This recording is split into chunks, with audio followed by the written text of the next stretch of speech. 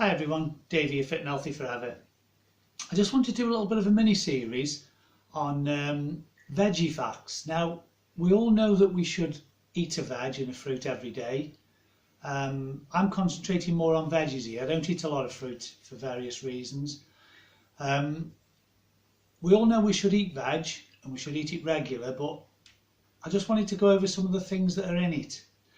Now, the 10 veggies that I'm going to go through here, the first 9 are what I would eat on a regular week. So these are the ones I stock on all the time. I always have fresh and frozen stocked in, and I usually have a batch cooked because I cook in bulk in advance to last 2 or 3 days.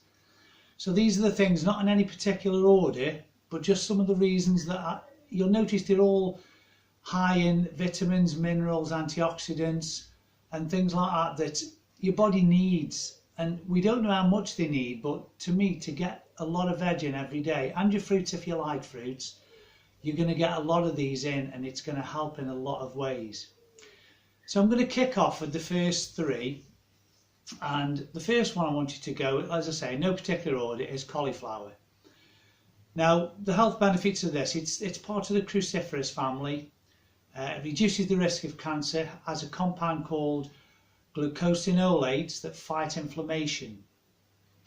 Now, high levels of vitamins and minerals in there, particularly vitamin C and K. I'll touch on vitamin K a bit later on in one of the others. It improves digestion and detoxification. It aids in weight loss, helps balance hormones and preserves eye health, and it's high in fibre. Now, some of the things it contains are choline, manganese, phosphorus, biotin, also vitamin B1, 2 and 3, potassium, this is a big one I'll touch on in a bit, and magnesium. It's loaded with antioxidants. It includes beta-carotene, quercetin, rutin and kaempferol. Now, each one of these I'm going to tell you roughly what's in 100 grams of cooked weight. 100 grams of cooked weight of cauliflower is just 28 calories, 2.1 grams of carbs, 2.9 grams of protein, 0.9 grams of fat, 1.6 grams of fibre. Now, I have 450 grams of cooked weight a day, so I'll normally have 3 of these veggies.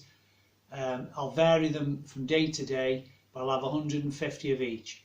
And what I do is I put a vegetable stock cube with about 300 millilitres of water, mix it all up, and I'll blend my veg with the stock cube into a soup. And then I'll dice my meat, whether it be chicken, pork, beef, gammon, whatever it is. I'll dice that up and I'll make like a stew type soup.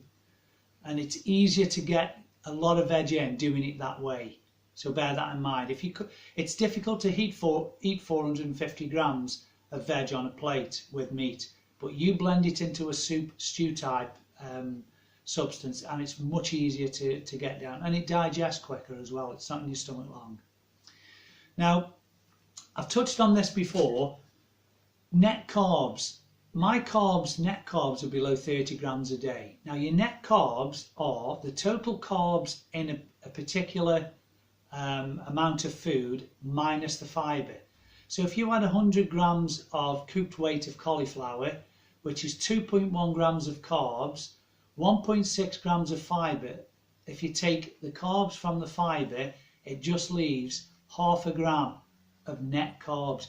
Net carbs is the carbs that impact on your system, that spike your insulin, that give you a glucose spike in your blood type of thing. So it's negligible, half a gram of net carbs.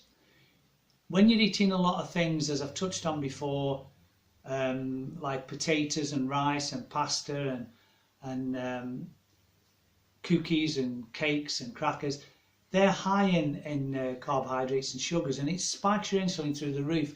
And this is why people are getting insulin resistance and getting pre-diabetic and diabetic. This is a way to satiate your body, keeping it full for longer, with very few calories and very, very low net carbs.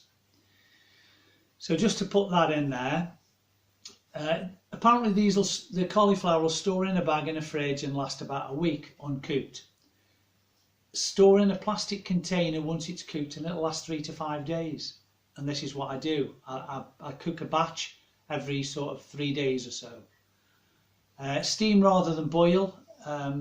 If you boil in the water, it loses a lot of its nutrients. So that's cauliflower. The next one, cabbage. Any sort of cabbage, it doesn't really matter. They're pretty much the same as regards the health benefits of them. Again, part of the cruciferous family, virtually the same as broccoli regarding content of vitamins and minerals. Cabbage has been used to treat asthma, morning sickness, and also used to prevent weak bones or osteoporosis, as well as lung cancer, stomach cancer, colon cancer, breast cancer, to name just a few of the cancers. Cabbage water is gentle and it's cleansing on the digestive system and will help detoxify your body. Shown to be good for the brain, useful for neural disorders such as Alzheimer's.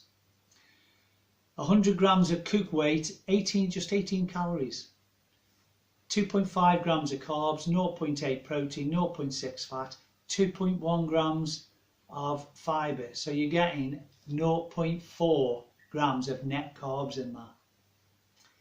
Store in the fridge uncooked for up to 2 weeks. The sulfurous odour, often associated with cabbage, only develops when it's overcooked. The longer it's cooked, the stronger the odour. So raw cabbage takes 1 to 5 hours to digest, whereas boiled or steamed takes 4 to 5 hours. So it's very satiating, keeps you full for longer. It's also good for skin, hair, and health in general. Third one, we've got Brussels sprouts. Everyone's favourite, so to speak. They're definitely my favourite. If I had to put these in order, that would be my number one. I love Brussels sprouts, but I prefer them fresh. I'm not keen on frozen. But when you're blending them in a soup, you can't really tell the difference. It doesn't really matter. Again, Brussels sprouts, part of the cruciferous family. Great source of vitamin C and K, folate, manganese, vitamin B6, fibre, choline, copper, vitamin B1, potassium and phosphorus. Sprouts are said to be more powerful in fighting cancer as they have high amounts of glucosinolates. Cook for less than 5 minutes to lessen the smell of hydrogen sulfide gas. Now, I've only learnt this recently and it does work. Once you've got your steamer up to boiling, put them in for less than 5 minutes. They're a little bit crunchy, which is lovely, but you won't get the strong odour that you get with that's known with Brussels sprouts. Just a little tip here, I've tried this once and it's very good.